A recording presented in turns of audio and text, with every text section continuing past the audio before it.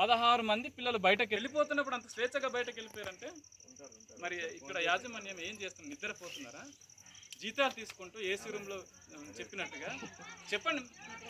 చెప్తున్నాం, ఒక తల్లిదండ్రులు ఆవేదనతో చెప్తాను. మీ పిల్లడు ఒకవేళ బయటకు వెళ్ళిపోతే మీకు ఎంత బాధ ఉంటుంది? నాకు అదే బాధ అమ్మా. మేము పిల్లలు మరి దాని పట్ల మీరు అధికారులుగా మీరు ఎటువంటి ఇప్పుడు మీరు అన్నది యాజ్ ఇట్ ఈజ్ గా మేము ఎంక్వైరీ రిపోర్ట్ రాస్తామమ్మా. తల్లిదండ్రుల నుంచి మీరు చెప్పింది, పిల్లలు ఇచ్చింది, టీచర్స్ కూడా ఇప్పుడు ఎంక్వైరీ చేస్తాం.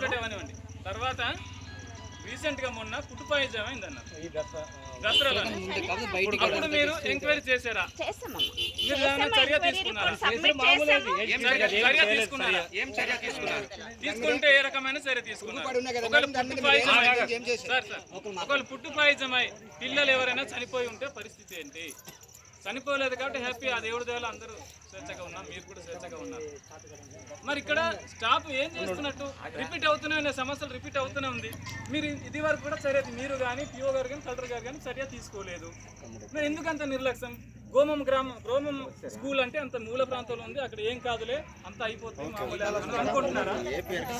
లేకపోతే ఇంకో విధంగా వర్తస్ పలుకుతున్నారా? పిల్లల వైపు ఆలోచించండి.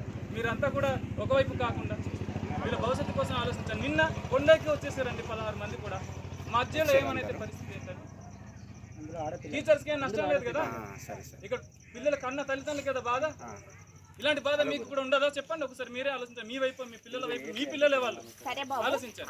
కాబట్టి ఇప్పుడు జరిగినటువంటి అన్యాయం మీరు చెప్పండి. చర్య తీసుకోవడం అనేది మేడం గారి వల్ల, నా వల్ల కాదు. మేము ఇక్కడ జరిగిన విషయాలు తల్లిదండ్రుల నుంచి, మీకు పిల్లల నుంచి, టీచర్స్ నుంచి జరిగినవన్నీ యాజ్ ఇట్ ఈజ్ గా మీరు చెప్పినవన్నీ